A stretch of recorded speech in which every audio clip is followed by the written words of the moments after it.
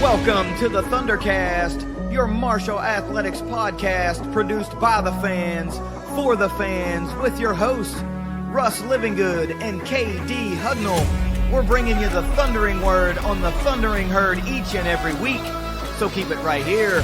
The ThunderCast is on the loose.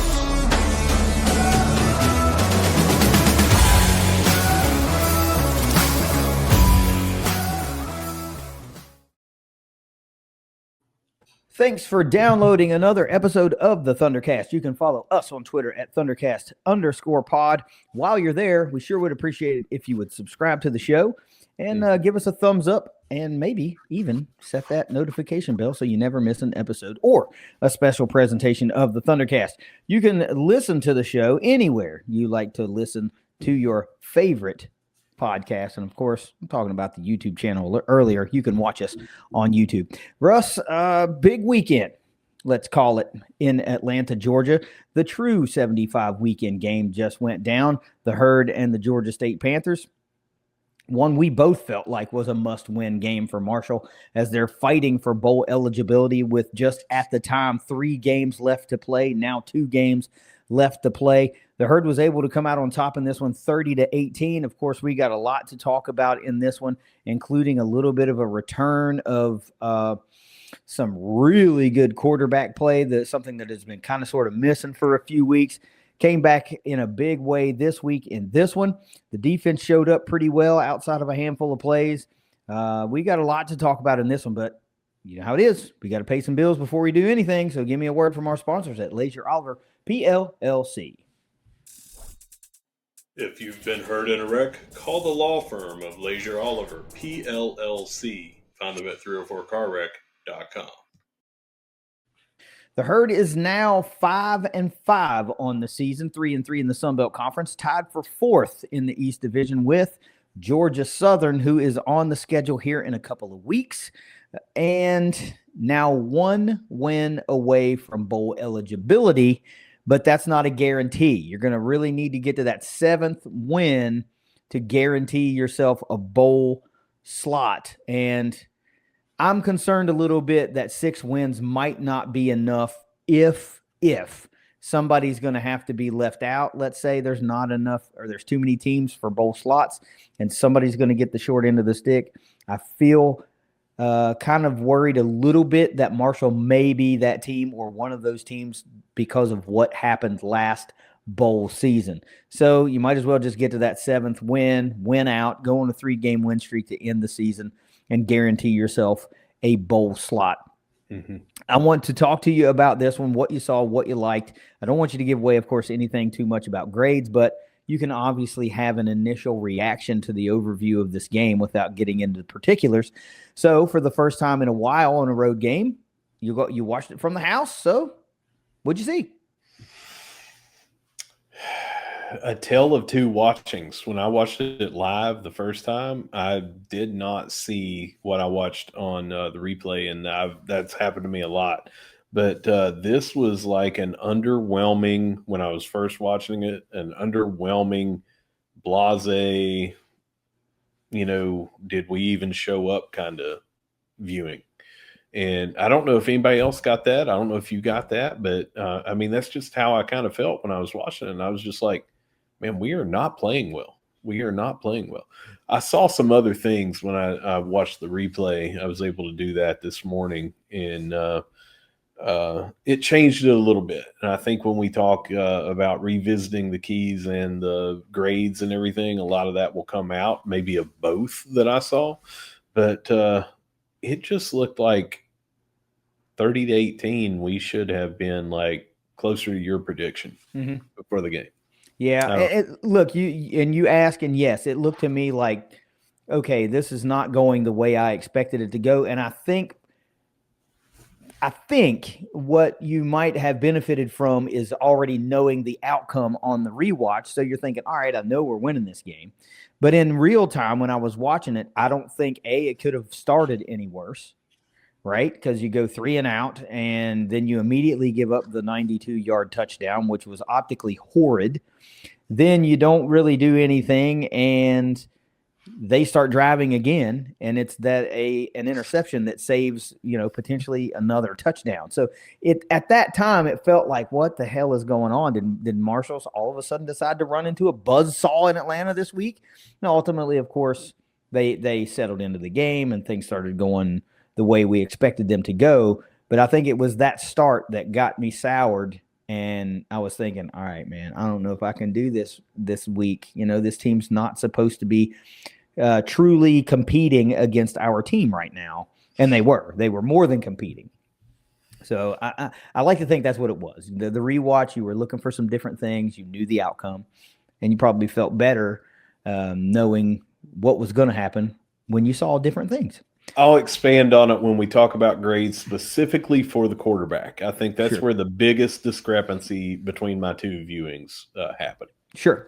All right, let's talk about these indicators. And this was a little bit of a mixed bag in this one. Total yardage, time of possession, first downs, third downs, penalties, and turnovers. Total yardage, 489 for the Herd. Love to see that. 409 for Georgia State. Time of possession, 32-33 for Georgia State. 27-27 for the Herd. Edge Georgia State. First downs, 24-21, edge Herd. Third downs, 7 of 17 for Georgia State. 3 of 9 for Marshall, edge Georgia State. Penalties, 3 for 15 yards against Georgia State, one of the most penalized teams in the country. The trend continues. All of a sudden, when teams play Marshall, they play their cleanest game of the season. I can't figure it out. 7 of 56 for the Herd, edge Georgia State, and then turnovers, 0 for the Herd, 3 for Georgia State, big edge Marshall. We talked a little bit about what we saw here. I don't want to get into that too far. I think maybe we should just go ahead and talk about stats and revisit keys and then get it rolling with grades. So, excuse me, got the mic mute in there before the sneeze snuck out. All right, let's start with our guys here. CDRW, 22 of 27 on the day, 321 yards through the air, 3 touchdowns, no interceptions, another 17 carries for 97 yards. He was so close to that 100-yard rushing day. Absolutely no turnovers whatsoever, no fumbles, no interceptions. Mike Allen returned to action, was the leading rusher for the Herd, 6 carries for 43 yards.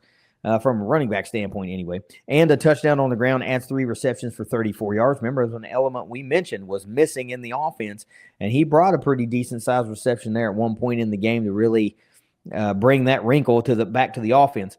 Toby Payne, ladies and gentlemen, leads the way for the Herd, tied for the team lead in receptions. Leader in the clubhouse in yardage, 5 receptions for 110 yards, and a touchdown through the air with a long of 48, averaged 22 yards per reception in this one. Also tied for the team lead in receptions was Adrian Norton. He chipped in 5 for 56 yards and a touchdown, 11.2 yards per reception. DeAndre Tamarez was actually number 2 on the team in yardage. He had 4 catches for 79 yards, 19.8 yards per reception. And Floyd Lacey, 4 catches, 39 yards, and also gets a touchdown, 9.8 yards per reception. Notes on this offense, they finally got more than 2 touchdowns in a game, 4 offensive TDs in this one. 489 total yards is great. That's what you want to see, pushing that 500-yard mark. But surprisingly, really surprisingly, I think, only 168 yards on the ground against the absolute worst team, one of the worst teams in the country against the run, and Marshall was a top 11 rush offense. And, of course, the absolute biggest stat that we could have had, 0 turnovers.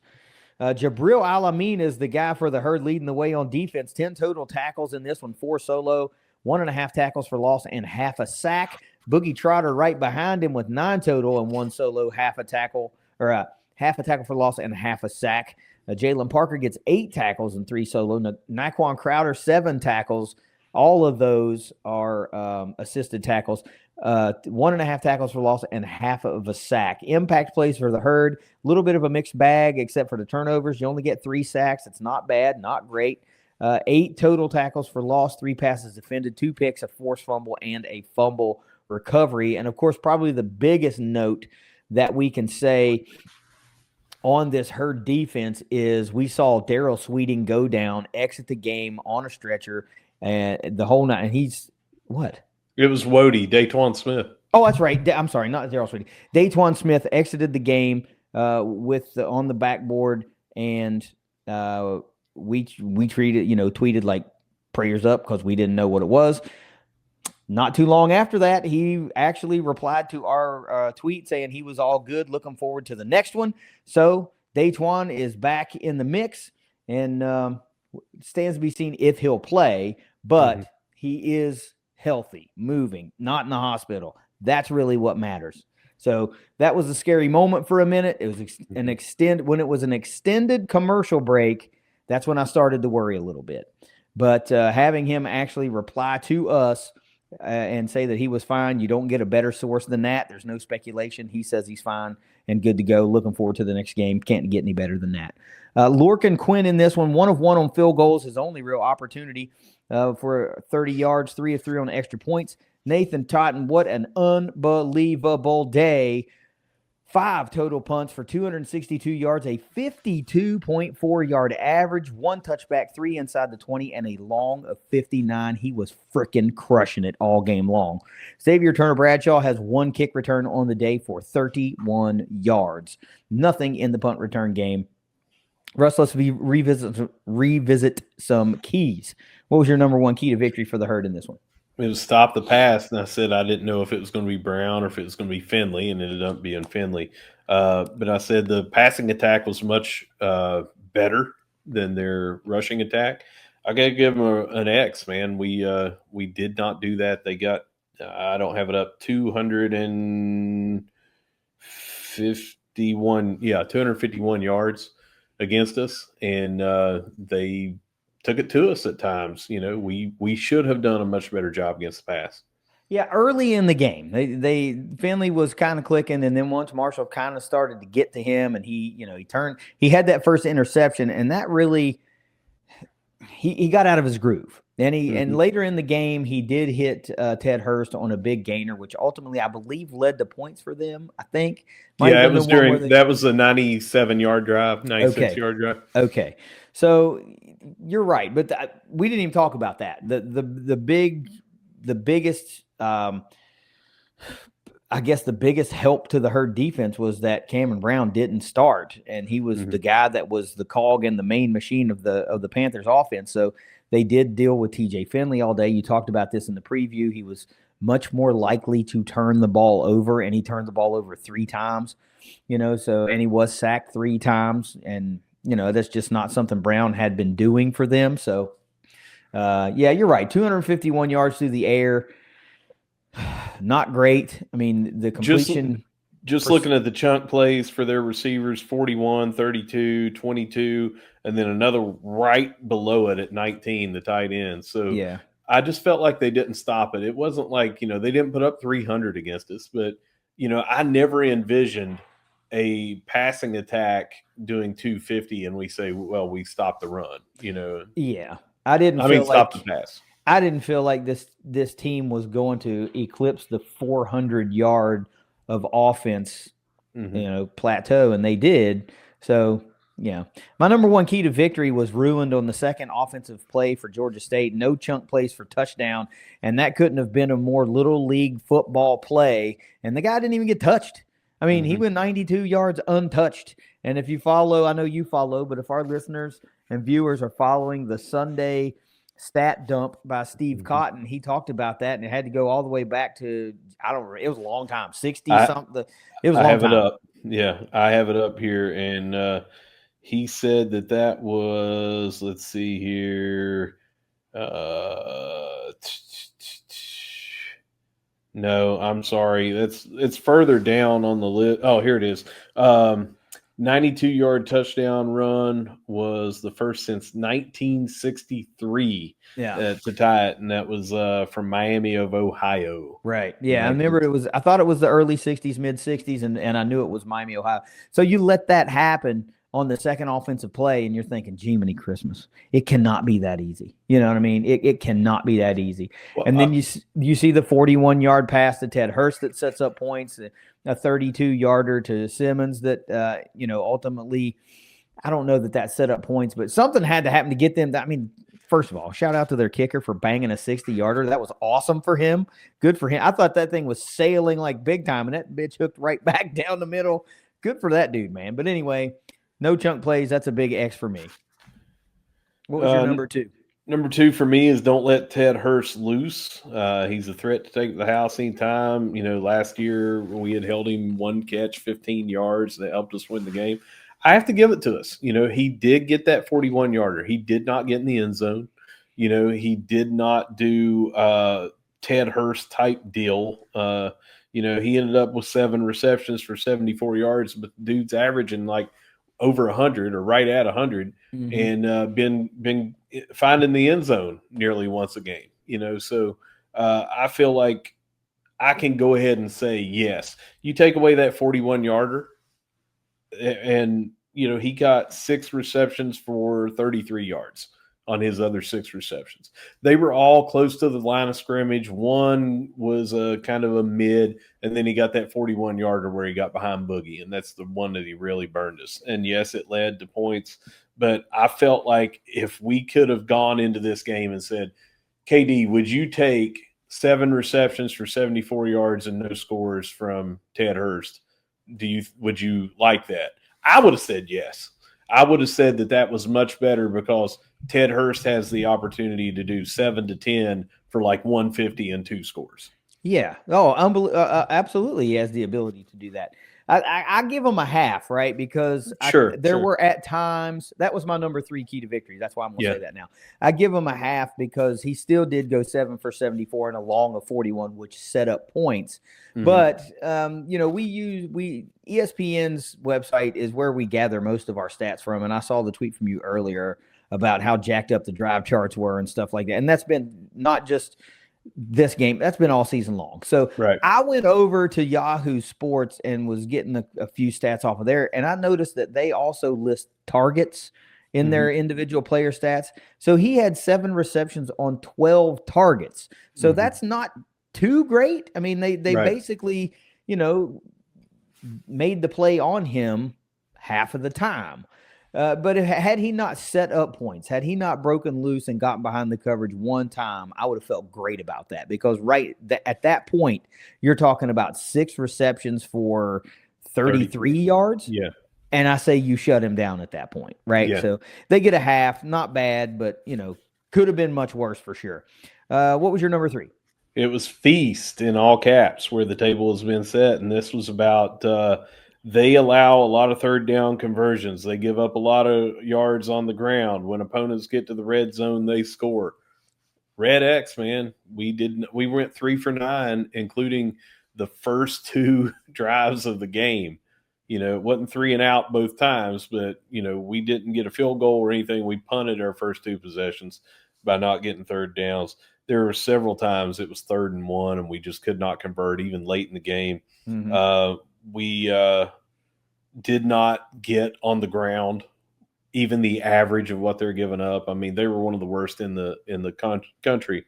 And I don't have the red zone stats in front of me, but I know that they were giving up a lot. I mean, it was 88% or something like that. Was. And I do not feel like we came anywhere close to that. Yeah, it was. It was 88.2% of the time, good for 106th in the country, that they were giving up a score when an opponent gets in the red zone. 74% of the time of that number, it was a touchdown. Right. And the rushing yards per game, they were 134 out of 136, giving up 218 yards a game. And we didn't get near that. We got, what did I say, 168? 168 on the ground. You're talking about roughly 80 yards less than you should have gotten anyway, and a top 11 rush team should have been going crazy on this team. I mean, now, can you fault them for not pushing it when the pass was working? No, I cannot, because I also didn't think I would come out and see a 320-some yard passing performance either. So I'm willing to take a little bit of a hit on that because the passing prowess was there. Bigger than we've seen. So in a long time, I think Steve Cotton said it was the first 300-yard game since Cam Fancher against Georgia State 2 years ago. That's right. So hey, I'll take it. You didn't run wild. You're still going to get a half anyway. You did enough. I'll take it. The 321 yards was the most since Henry Colombi the week after the Notre Dame game when we went up to Bowling Green, which was an overtime game as well. So it's hard for my mind to wrap around that we haven't hit 320 since then. That's 3 years. No kidding. Let's talk about that last key to victory. What was yours? Get up for the game and stay up for 4 quarters, talking about the energy and the lack of a crowd and things, and you had to manifest your own energy. We came out real flat. In fact, we came out 3 and out, and then they had a drop, not a forced incompletion, and then 92 yards untouched for a touchdown. And there was times in the third quarter I felt like we dipped back down flat again. They got within 3 points. So I give a half on this because there were times that we did not come out flat and stay flat the whole game. We amped it up really well. We made some impact plays. We threw for 321. We hit the tight end 5 times for 110 yards and a touchdown. We did a lot of good things on defense and on offense and a lot on special teams. So I give them a half, but I can't give them full credit. Yeah, well, mine was similar to that, but I said my number 4 key to victory was just do it, man. Quit saying we got to fix this, we got to fix that. Just freaking do it. And they did. They went into a very, very, very stale environment against a team that was playing with house money. They had nothing to lose. Their season, outside of it being senior day, they were playing with house money. They got nothing to lose. They might as well just throw the kitchen sink at you and see if they can beat you. And they were a thorn in the side for longer than they should have been, and credit to the herd. They did enough. They made the plays that they needed to make to win the game. They just did it. But let me say this. If I'm a Georgia State fan, I'm sitting there going, if we don't turn the ball over 3 times, we might beat this team. Sure. Because one of those is an interception heading into the end zone early in the game to potentially put you up 14-0, And if I'm a fan, if I'm a Georgia State fan, I look at this one and I go, this one got away. This was a winnable game. We could have won, and we didn't do it. I look at it very, very similar to last week when we played JMU with the roles reversed, that we were the team that came out below that said, hey, we were down 5 and had the ball at midfield. We were doing that. And, they had a couple of turnovers. Like you said, that one, they were driving to go up 14. The other one that they had that basically it didn't seal the game, but you get where I'm going with it, with the fumble and Caleb Clark Glover. They very well could have won this game. We could have given it away. And you talk about a fan base meltdown. That would have done it. Yeah. That would have damn sure done it. But they did it. They found a way. They just did it. Damn. That's right. They made enough plays. They made the plays that we weren't making 2 weeks ago, 3 weeks ago, and even last week. And we needed this. So the guys knew they needed a win. Coaching staff knew they had to have a win. This was the best opportunity they were going to have for the remainder of the season to get a win. And you said it in the preview. If you've got to win 2, you really want to win the first one this week. That's right. And they did that. You didn't want to be up against the wall and have to win your final 2, one of which is on the road at App, Yeah, and boy, we'll touch on that here at the end of the show, but wow.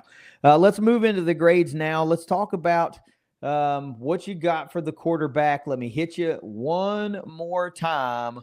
22 of 27 for 321 yards, 3 touchdowns. No interceptions, 17 carries for 97 yards. He averaged 5.7 yards per carry, and no turnovers at all for the Atlanta, Georgia native. What do you got for Carlos Del Rio Wilson? So watching live, here's what I was talking about at the start of the show. Watching live, I felt that this was kind of pedestrian. I knew the stats. I was kind of following along with the stats, but I was like, I don't think that he was doing as good. I felt like, a couple of the receivers made some good moves and, yards after the catch, even on the touchdowns and stuff like that. Watching it over, I felt like he did a much better job. But here's what got me, and kind of the way I think I felt like this. Don't know if you remember, but we got the first interception the very next play. We hit or should have hit Floyd Lacey on a slant. Yeah. And the dude, there was nobody around him. You're talking 78, however many yards that would have been, 80 some. No one was going to catch Floyd. They could have put 15 on the field and it wasn't going to help, but he overthrew him. And when he overthrew him, and that was a sure TD, at that point he was 2 for 5 with 14 yards, and he had some overthrows. The throws just were not on. Even a couple of these completions, one of which was the drag route on third down to Toby Payne, where he stumbled to catch because he had to, it wasn't hitting him in stride. And I was just like, man, he's off. Carlos Del Rio Wilson's off. What did he do after that? 20 for 22 for 307 yards and 3 touchdowns. Yeah, locked in. Yeah. So I feel like that, and even the running, I was like, oh man, he's keeping it too much. He's doing the fake pitch, keep it, and he's picking up threes. Well, it ended up 17 for 97 when all is said and done. So the rewatch benefited greatly for me to see how well of a game that he had. I give him an A. I can't give him an A plus. We're talking about some minor things, but just like the overthrow that would have been a first down, the overthrow that would have been a touchdown, all those things early, I felt like, oh man, he's just not on. But 20 out of 22 for the rest of the way, that'll win games. Yeah, this is about as close as an A plus performance as I can think of. If you would have had at one point when he had 16 carries, he had 98 yards, and that last carry was a 1 yard loss. And I remember saying to my son, I was like, man, he wants those 2 yards, right? Yeah. And then he carries one more time and he loses a yard. And I was like, all right, well, that's out the window now. But if you, just like you told me about Ted Hurst, if we'd have had this, this, and this, how would you felt about that? Mm-hmm. If somebody would have said to you, you're going 22 of 27, 321, 3 touchdowns, 97 on the ground, no turnovers whatsoever, would you take that? You'd say, hell yeah. I'd say A plus. Right. Yeah. And I think what it is you have a 321-yard day, but it was by like play after play after. You didn't have the 75-yard touchdown. You know what I mean? So there wasn't that signature play, that signature pass play in this game that got you a big buttload of yards that also went for touchdown. I mean, there was 40-some to Payne, but these were non-scoring plays. So the yards were piling up and the scores came a little bit shorter. So he had chunk plays of 48, 28, 29, a 19-yarder to Mike Allen, 1 yard shy. And then on the ground, his longest rush of the day was 18 yards. So he didn't even have a chunk play run himself. I think this is just one of those that the stats just kept going up. They just kept going up. They did. That was all it was. They did. But I'm telling you, man, when we could have had a first down early in the game and we ended up having to punt because he led him too much, a little too high, a little too far out. And then the one to Floyd, I was just like, man, that's a touchdown. We could have walked that in, you know. So that soured it. But we're talking about an A instead of an A plus. Right. I mean, it's one of the best games that you're going to ever see. 22 or 27. But yeah, I know, and you think about that 300 and some yard passing day for the first time in 2 years, and the biggest total in nearly 3 years. Yeah, not bad, but still take it. Offensively, like I said earlier, would you rack up 489 yards? Didn't possess the ball, but for 27 minutes and 27 seconds. Wasn't really a factor in this one. But again, the biggest one is no turnovers. I think if you've got a negative, it's going to be that 3 of 9 on third down. That's got to be the one. And well, of course, that goes with it not being able to pick up those short yardage situations. And that's where I was going here. I have a C right in the middle, and I feel like that's kind of unfair, but you'll hopefully see what I did here with the rest of the grades. We had a false start. We had 2 holding penalties. We had 3rd and 1 a couple times. We didn't get it.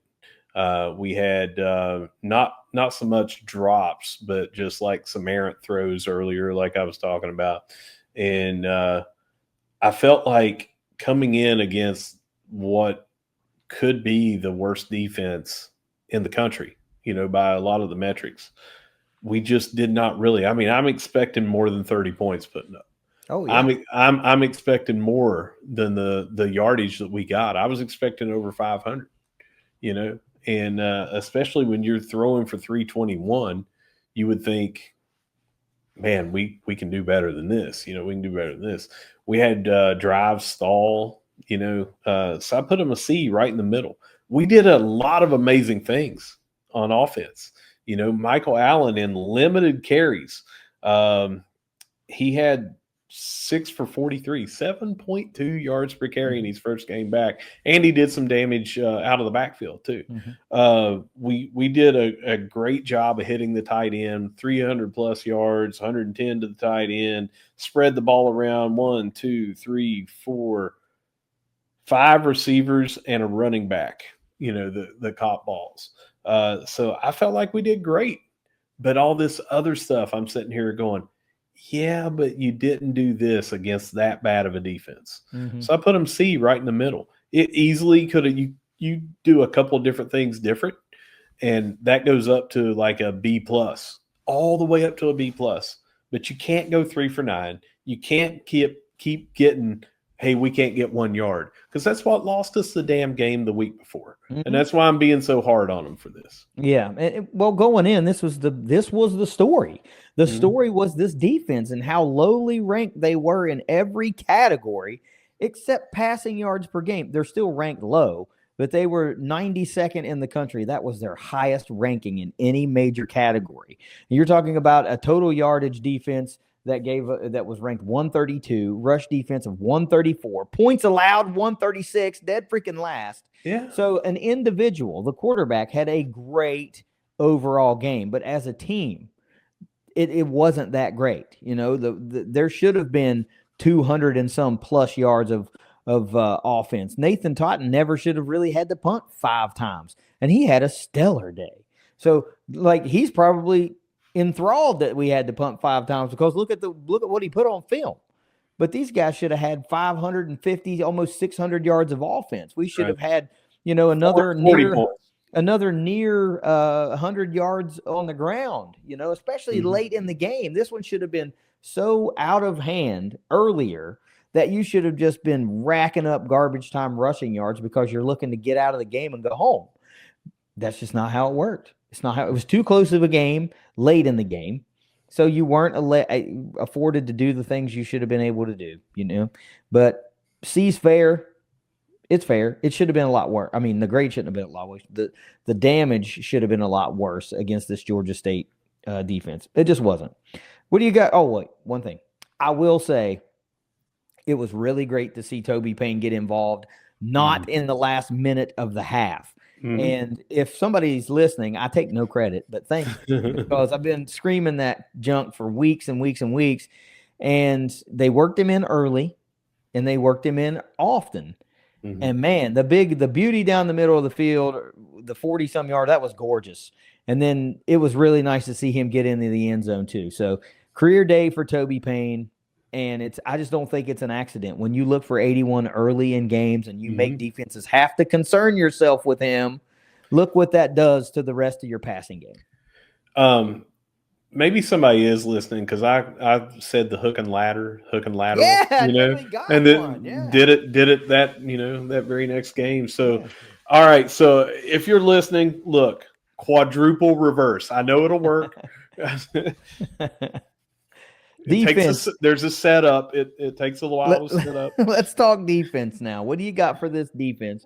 They did a pretty decent job outside of some chunk plays, but So here's where I'm at, and this is what I did with the offense. I've got them right in the middle again with a C. And here's why. Yeah, we took the ball away from them 3 times. We also gave up over 400 yards. They outrushed us. They had the worst rushing defense in the country, or close to it. We went off sides, which led them to get the first down, which led to them getting the 60-yard field goal at the half. I mean, that was over. They were off the field and done. And we had an offsides. We had 12 men on the field, and it took away an interception in the end zone. And that gave them another shot at going into the end zone against us. we allowed them to go 7 of 17 on third down and 4 of 4 on fourth down. Mm-hmm. Not once did we stop them on fourth down when they went for it. And with all that, we had, because the offense did not do the damage that we thought, we had a situation where if we did not come up with a turnover that just looked like, what in the hell is Finley doing, jumping through the air? And, it looked like we could have easily given that game away or been a lot closer. And we let them have drives of 92 on 2 plays, 96 or 97, depending on if you say they were on the 3 or the 4 when that started. So 2 scoring drives of over 90 yards. And, we had the other drive that we're looking at. They got down in the red zone and were a threat to score. And we made one really good play. And the other, it was a good play too. It was just helped by what in the hell was TJ Finley doing? Yeah. So I have him right in the middle with the C. We did a lot of really good things, just like we did on offense. And then we did a lot of things that if it were not against Georgia State, if it were not against Georgia State's backup quarterback, this could have been a different game. So I have to go in the middle with the C. Yeah, it wasn't like a scathing bounce back performance. Like right out of the gate, you give up the horrible 92-yard touchdown, and immediately that put me in a frame of mind like, what am I in for watching this game today?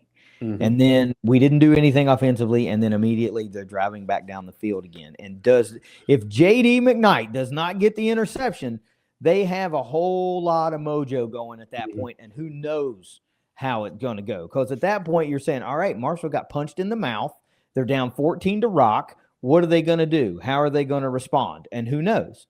We don't know at 10 games in or in the 10th game of this season. I don't know how this team would respond if they get punched in the mouth by a 1-win team and are down 14-0 on the road. I have no idea how they would respond. I'd like to think I know, but I just don't know. But luckily, McKnight comes through with an unbelievable interception to kind of get things going for the Herd. But yeah, because they had gone 63 yards on that. I just looked it up. 63 yards before he did that. So they were on the 17-yard line because they started on the 20.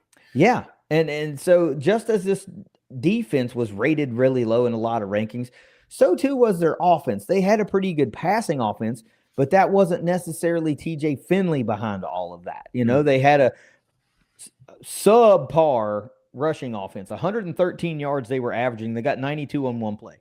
So you can't just go, well, you toss that out and then, because it happened and the guy didn't even get touched. It was like, you can't toss that play out. We didn't even try to defend the damn thing, But total yardage, they surpassed their season average. Rushing yards, they surpassed their season average. Points per game, they were at their season average, but they were below their last 4 weeks average in conference. But they held us below what they were giving up over the last month. This defense didn't play as well as they should have. I can't be too mad about getting 3 sacks, but it feels like you should have gotten like 4 or 5 against Finley. They did a great job getting interceptions. They gave one back with a 12th man call, like you mentioned. But there was a drive in particular. They allowed Georgia State to go 3 of 3 on third down conversions, just continue to move the ball down the field. So at any point, you got to stop one of those. Just get a stop. And I don't, it's like this defense, they fight, man. They do. They fight.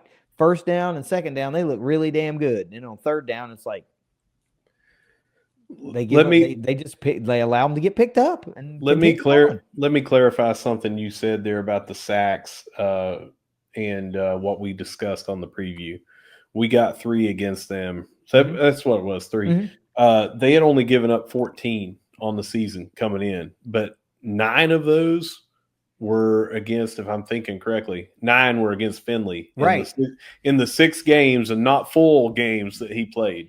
So yeah, they were tied 41st for not giving up very many sacks coming in, but they were giving up a lot to Finley. So me and you, without watching every game, felt like that Cam Brown's wheels, elusiveness, and stuff like that allowed him to amplify that number, make it look a lot better, that he got away from a lot of the sacks. Well, he's not in the daggone game. Right. Yeah, we got 3, but I mean, we should have gotten more. You should have gotten more. Finley is not nearly as mobile as you would think he is. Now, I'm sure some of that has to do with the 6'7", 200 and some plus pound frame. I mean, physically, he's an intimidating guy. And some of the visuals I was seeing on the game, like watching the game, you're like, geez, man, this guy's like a whole helmet taller than some of the other linemen. He felt like even, so he's a hard guy to bring down. And Steve Cotton mentioned this several times during.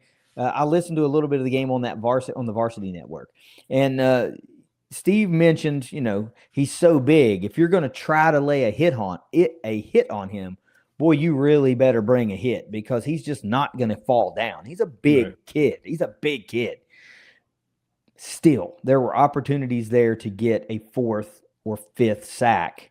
And I think that would have made the grade so much better on this defense. Optically, just 5 obviously looks better than 3.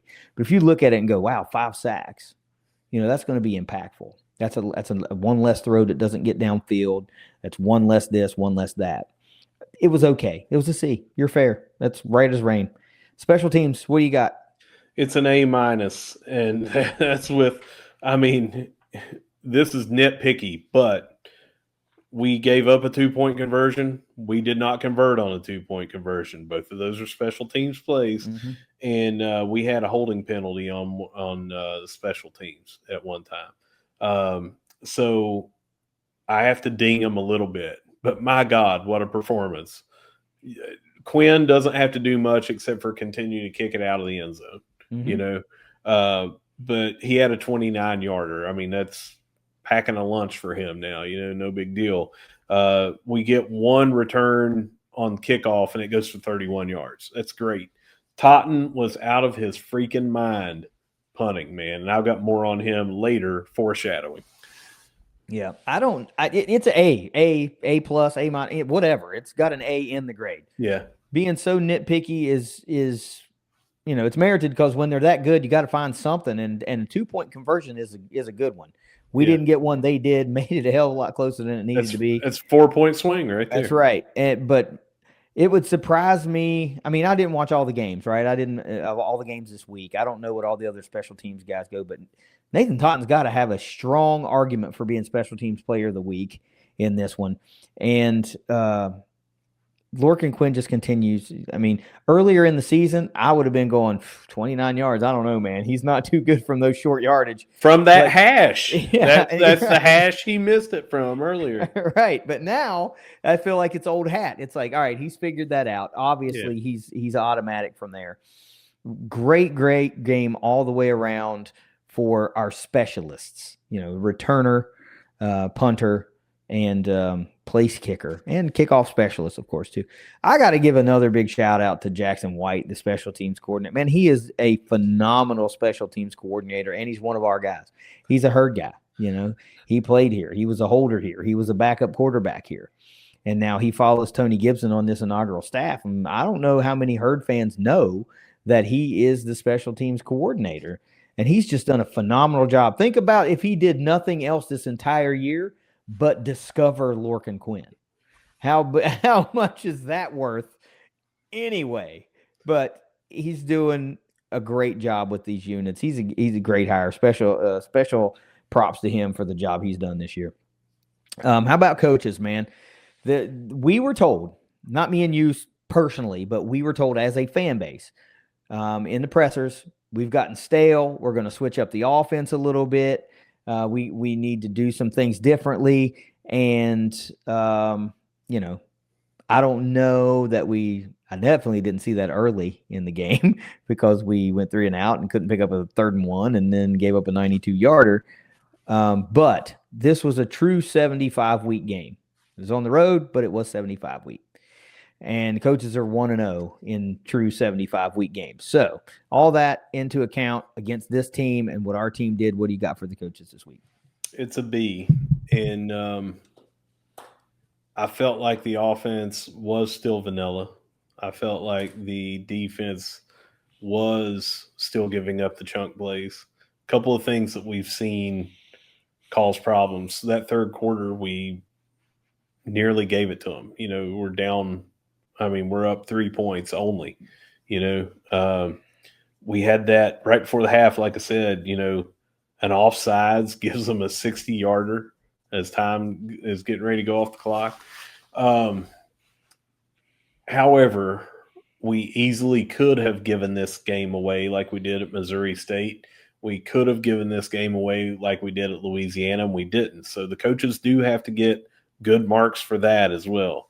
But I just feel like other than throwing to Toby Payne more, I keep wanting to say Cody Slate, Toby Cody Payne Slate, Yeah.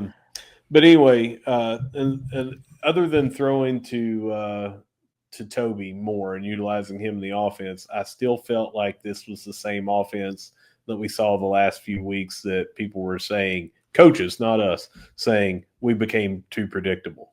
We had 17 rushes by the quarterback. Yeah, we got 97 yards out of that, but here they have given up 218. Is that what you said? Yeah, 218. All right, and we've got, we're dinged up a little bit, but we give the ball to Michael Allen 6 times, Antoine Roberts 7 times, Joshawn Barbie 2 times, and DeMarcus Lacey on reverses 2 times. KD, that's 17 carries amongst those players, which equals what we did with the quarterback. Pretty much everybody is saying we've been running him too much. I've got a little stat. This was not the place for it. It should have been when we were talking about quarterback. But here's how much we've ran him this year. This is coming from Steve Cotton, of course. Says for the season, Carlos Del Rio Wilson has now rushed for 587 yards. That's number 3 on the single season for Marshall quarterbacks. Right. Number 1 has 652 yards. It's only 65 more yards that we got to get in the next 2 games for him to be our number 1 rusher on the season. But it has been on a lot of carries. We've all said, if you've got stud running backs running for $120, give him the ball more than your quarterback. I feel like that's what's becoming stale and predictable. And yet we gave him 50% of our carries as a team this time. We're not talking about 50% between him and the next guy. We're talking about 50% with him and everybody else. So, I'm giving him a B on this. Otherwise, if we would have switched up the offense a little bit, not giving up the chunk plays, I feel like the score would have been a lot more, and this grade would have been a lot higher too. It's not like they did anything bad. They didn't have anything like, oh, you should have called a timeout here. You shouldn't have called a timeout there. You shouldn't have went for it here. There were no bad decisions or anything. It's just basically what we thought we were going to see coming into this game. We felt like we're going to have some corrections. So it went down a letter grade from an A to a B. Yeah. Okay. Fair. I was thinking it was going to be a B anyway, and that was with kind of bumping it up for winning the 75-week game, which is very, very, very, very important. I will say offensively, I appreciated seeing the tight end get incorporated more earlier. I just think that does so much to take pressure off of your other receivers. For how many games have they just been like, well, they never throw to the damn tight end. We ain't got to worry about him. It just opens up the offense. It opens it up. Well, yes, because now you can't maybe lean that extra step towards Floyd. You can't lean that extra step towards Tamarez. You've got to account for Payne. But that I appreciated. The staleness to the offense is or the predictability is still very much there. And you're going to run the ball 34 times. That's seemingly my knee-jerk reaction is that's well below what we're used to seeing. 40-plus carries seems like is the norm, How many weeks is it? 20 for CDRW or 23 for CDRW, 20 for the next number one rusher from a running back in the running back room. The 34 total rushes for this team seems very, very low. And I know some of that is offset by passing numbers and they're, whatever, but we've also seen the Herd run the ball 40 sometimes and CDRW have 25 pass attempts. Mm-hmm. So this was just a weird game. They didn't run the ball as much as we'd seen in recent weeks. And I think even if they had, you'd probably seen CDRW up over 20 carries rather than, Michael Allen with 13 carries as opposed to 6 or 7. So I don't get it either. A lot of these guys, we know how capable these backs are. Antoine Roberts was streaking for the past 2 weeks, became the team's leading rusher in just over 2 weeks worth of work, in addition to what all he had done for the remainder of the season. Mm-hmm. And he didn't hardly get any play. Any action really. And Mike Allen didn't get enough, in my opinion. He's just too damn good, but it's kind of hard to argue with a win. If these guys are listening to the show, they're going, what the hell do you want from us? That's right. What the hell do you want? We won the game against the team we should have beaten on the road in 75 week. We threw to the damn tight end like you've been bitching about. Your quarterback is going to probably be Sun Belt Conference Offensive Player of the Week, which he should be. What do you want? And I don't know. That's why we do the show. We get to say what the hell we want to talk about, right? Yeah, because those guys have forgotten more than we'll ever learn about football and are coaching at the top of their profession, Yeah. And meanwhile, we do this for fun. Yeah. So it's fun to do this show, and we know that it takes so much to pitch a perfect game, right? Mm-hmm. Dude, have you ever done A+ across the board? I don't know. Maybe you have, but I can't remember the game. Exceedingly rare. So Notre Dame, maybe. No, it was close. That's an interesting thing. I'd have to go back and look. But anyway, let's talk about fan grade for this one. It's an A because I was largely off social media, so I didn't get to see any reactions, positive, negative, neutral, any of that. And then just what I saw, we had seemingly more fans than they did. So a lot of people traveled, even though you had this major soccer home match coming up this weekend. It was into a place that we're going up against a 1-8 team, and they don't draw very well, and it's a former baseball stadium, and people don't enjoy going there that I've seen go there before in our fan base. So I felt like the showing was really good with all that. So I'm giving them an A. Yeah, I can't help but give them an A either. Of course, there was some chirping early in the game when what happened, and you're thinking, what the hell's going on? But looking on the stadium, it obviously is not an intimidating venue. There's hardly anybody there. I saw some people making some jokes online like, hey, it's choose your seat day at Georgia State, and it's like, it was like, okay, I get it. But I think those fans know who they are. You know what I mean? Like Georgia State fans, the guys that from what's the name of their show? State of Atlanta. The guys from State of Atlanta who we like, and this is not a slam at them. They know what their fan base is. They talk about it. Yeah. So they've embraced who they are. They know who they are. They have a good time going to the games and just having a good time. It's not a accurate comparison to compare somebody like Georgia State to App State, James Madison, Marshall. It's just not, because they're in a major metropolitan city with another major college in it. So they know who they are. But that being said, it did look like there were more Herd fans there than home fans. And I wonder if that's something that happens a lot, because Huntington's not terribly close to Atlanta. There's a lot of other Sunbelt schools closer to Atlanta than Huntington. Now, we do have a large fan base, including a lot of former players are at Atlanta, and I've seen them tweet about being down there for this game before. Didn't really see anything this time, but I'm sure they have some meetups and things, reunions and things like that, and and all that. But I feel like we made a pretty good showing considering all the stuff. Yeah, I do too.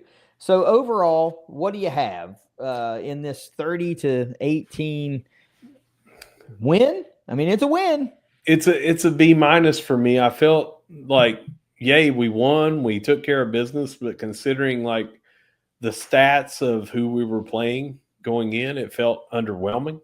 It felt like there should have been a bigger statement game to give us more energy to say, yeah, we played JMU tough until the very end, and then we go down there and destroyed Georgia State, which we should have, but we didn't, and they were in it for a while. So it just kind of felt overwhelming. So it's kind of like a B minus. Wish it would have been a little bit more convincing. Well, like you say, and I mentioned, remember this in the preview, I said 52-20 Herd in a statement game. I think they need to make a statement. They need to let the conference know that they, all that. And they didn't make a statement. They made the statement of, well, we won, but it was a 12-point win, and that's not going to scare anybody left on the schedule. That's not going to make them go, oh, crap, this Marshall team's like for real. They're coming for blood here in the last couple of weeks. So I'll take the win. It's better than a loss. These guys needed a win. They needed to, and credit to, they won a game that was what it was. Low energy, bad team hanging around, and they put them away. Late they put them away. So good to them. Good on the Herd for doing that. Offensive MVP. Who's your guy this week? As if I had to guess, it's still Rio-Wilson. You gotta mention here Toby Payne and what he did. But by a landslide, not even close. It's CDRW. 321 through the air, no turnovers, 3 touchdowns, 97 on the yard, on the ground. What a game. What a game. Yeah, I mean, Jiminy Christmas, he's 3 yards and a touchdown on the ground from a near perfect performance, especially after starting 2 of 5, and looking off. He really turned it around from that 6th pass attempt, and it was Katie bar the door. I really think he's got a legitimate shot of being offensive MVP. It's going to be tough to outweigh what they did up in Harrisonburg, but, man. I don't know if you saw this. I did, obviously. Georgia Southern had a running back that went for like 261 yards. And a touchdown. He also caught a touchdown, and he also threw a touchdown. Oh, well, okay. All right. Thanks. Yeah, that's gonna be kind of tough, man. Got it. Okay. Drop back punt. We'll get it next week. We'll get it right next time, Booby. All right. Defensive MVP. Who's your guy? For the first time for me, anyway, this year, it's Alameen. I felt like he was all over the place at linebacker. Got 1.5 tackles for losses and 4 solo tackles amongst being the leading tackler on the team. Everybody else, there were so many different defensive backs that made impact plays and things like that, but we also got burned on some things. So I felt like it kind of lent to the leading tackler this time. Yeah, this is not like, I'm not trying to necessarily be funny when I say this, but it's Alameen for me also. But this is a culmination of a lot of high-level play over the course of the last couple of weeks. The dude has been running around like his hair's on fire, right? That's how wild he's been playing.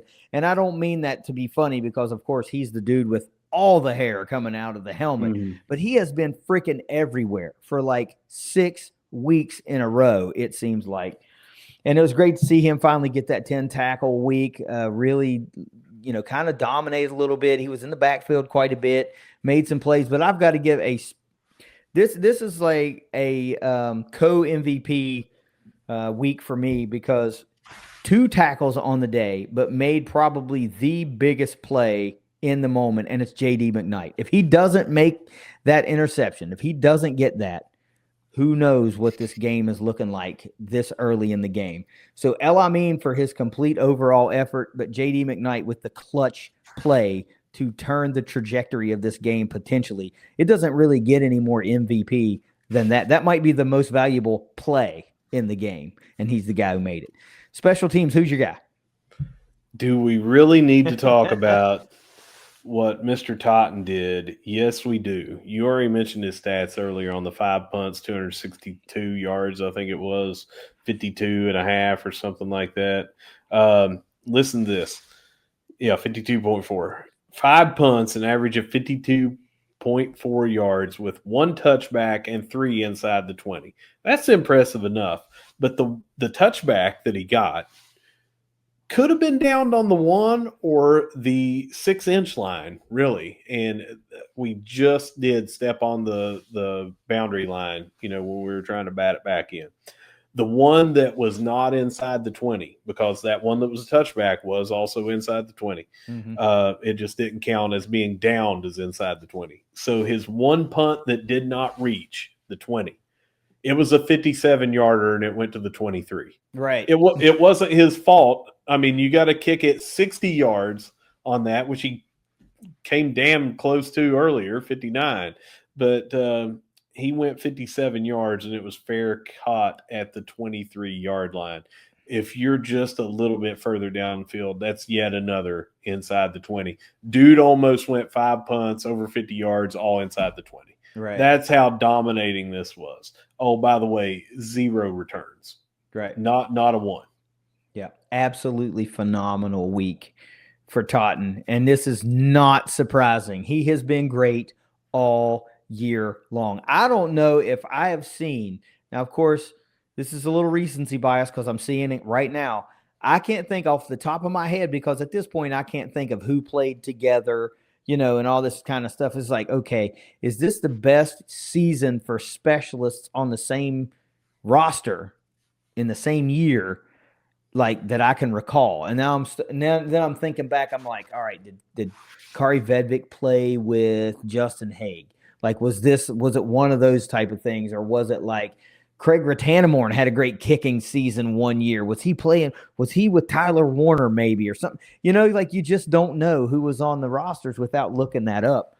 And even if they were their best years the same year, that kind of thing. Man, this is a very special season and a very rarefied air thing, because now think about it.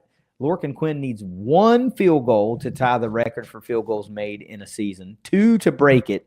And Nathan Totten has been phenomenal all year long. All year, not just punting. He also picks up the fake punt on a pass earlier this year too. Well, so let's talk just a little bit more about Mr. Steve Cotton, because he said his season average, talking about Totten, is now at 45.3. Marshall's single season record for the highest average yards per punt is 45.2. So as of right now, he's above, and that's Tyler Williams in 2012. And your boy Trace Johnson, who used to be on your previous show, said, has Marshall ever had specialists as good as they have this year? Totten's incredible. Quinn is incredible. And Steve, who should know a thing or two about all this, answered a little bit about what you were saying. So these combos, if you haven't seen this will jog your memory. He said they're still writing that story, but you can certainly make an argument. Don't discount combos like Justin Haig and Tyler Williams. There you go. I think I said Warner. I meant Williams. Yeah. Tim Openlander and Chris Hansen. Okay. That was a really good one. Curtis Head kicker and Curtis Head punter. Well, the one-man show. All right. Yeah, Openlander and Chris Hansen. That's right. I mean, damn, that's an NFL punter right there for years, Yeah. Wow. Okay, so we really are in rarefied air. When you find your name amongst names like that in Marshall specialists' history, you're definitely doing something big. All right. Any final words on this one before we get out of here? Really, really wish we would have made a better statement, but as hard as I was on these grades of these things, we are forever thrilled that we came out with another victory. Guys, we are 5-5 on the season. Yeah. When a lot of people, Vegas included, did not have us winning 5 games, and we still have 2 more games to go. Yeah. This season has been a little underwhelming at times because of what we could have done. When you look at Missouri State and Louisiana specifically,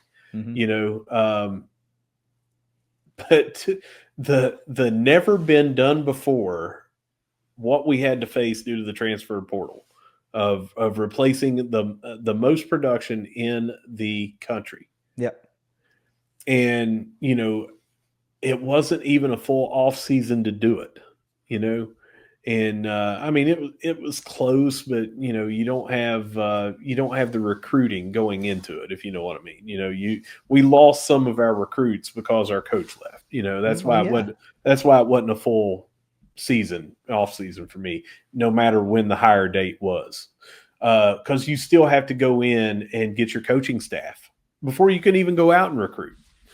So you think back at what we've done. We're 5-5, 3-3 in the conference. We really could have done even more damage than this, and we are one game away from going bowling.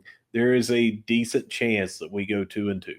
Mm-hmm. There is a decent chance that we go at least 1-2, and this is something that we should have been proud of. It's also where we said that you might want to shoot for at the beginning of the year. When we were in the off season and leading up to this, and we did the preview, we both said we could have gone as high as 8-4.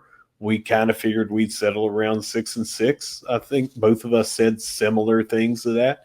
And we said it was a lot better than what some people that, get a check beside their name and think they're a college football specialist on Twitter said 2 games. Some have said 130th out of 136 teams, things like that. Winless in the Sun Belt. Yeah.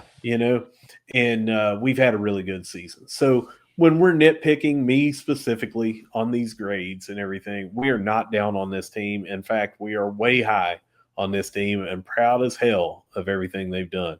Every single player goes out there and busts their butts for our enjoyment, for the alma mater that we have. And I don't want anyone to get the wrong idea about, when we talk about a C for the performance or a B on the coaching and things like that. There are always A's in my book for at least going out there and doing what they're doing. We had to be critical and we had to be fair. This team has an opportunity to go 3-0 because you're talking about a bowl game. And this could be an 8-win team. We could be 8-5 at the end of the year. And if you look back on that and you go 8-5, man, that wasn't as bad as I thought it was in real time. I thought it was going, so many folks think it's like just a walking shit show all the time. And it's really not. And somebody had tweeted something. I can't remember the exact tweet. And I replied to it and I said, I feel like this team is about a dozen plays away from being a 1 or 2 loss team.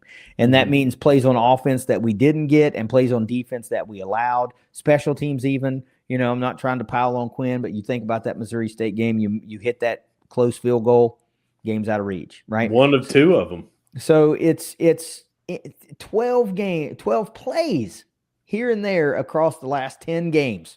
Think about that. And you could be sitting here with 7 wins already, 5-5 ain't bad with 72 some new players and all new coaching staff. You didn't have the luxury of recruiting all season long to a conference champion team that was winning last year. You had to do it all.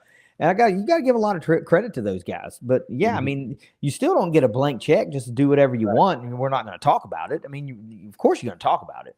It's not always great. Sometimes it freaking sucks, and you got to talk about it. You're not going to sit and be like, man, it was an A+ effort at Coastal Carolina. 5 turnovers ain't no big deal. It was a huge deal. Cost you the damn game, right? Hey, think back. Don't we get accused of that a lot by some people that don't watch the show or listen to the show on Twitter? What, that we're just like paid homers or something? We're industry plants. In case you guys didn't know, we're planted here to sing the praises of all things green and white. No, we are not. We do this. We are not paid by the university. We are not affiliated with the university. Our thoughts and opinions are solely our own, so people can say what they want to say, whatever. I appreciate people listening.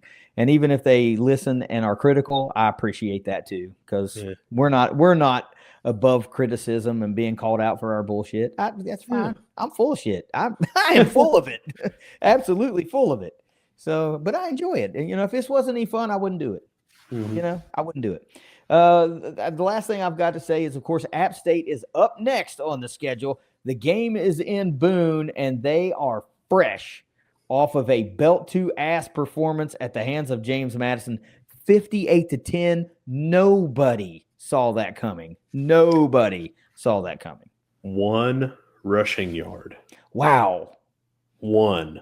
Wow. Because they had more than that earlier in the game. It was 17 rushing yards, 17 passing yards, and then they kind of called the dogs off and they got a touchdown late, against the second or third or maybe even fourth string. Yeah. But they had still stopped guys for tackles for loss and sacks on the quarterback to revert that down to one singular rushing yard.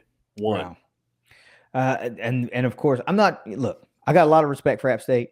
Mm-hmm. I got a lot of respect for their stadium and their venue and their crowd, and the fact that they're going to be super pissed when we go in there because they're fresh off of this loss, 58-10. They've lost 2 in a row in Boone to Coastal and Georgia Southern. Hello, they are not going to want to go losing 3 straight in a row to Coastal, Georgia Southern, and then Marshall. Mm-hmm. So you're going to get their absolute best. But, man, that was rough. 1 rushing yard. Marshall just got done piling up 244 yards against James Madison. You can't draw comparisons. You know what I mean? Like, you can't, because it doesn't equate necessarily. But this is a game they're going to throw the kitchen sink at Marshall to win this game at home. You better believe they're going to throw the kitchen sink at the Herd. You better be prepared. You better be ready because Boone ain't going to be a friendly environment at all. So you better bring your A game and – try to seize bowl eligibility right here this week and then try to guarantee one against Georgia Southern at the house to close it out on Senior Day. Got nothing else. Take us out of here, bro.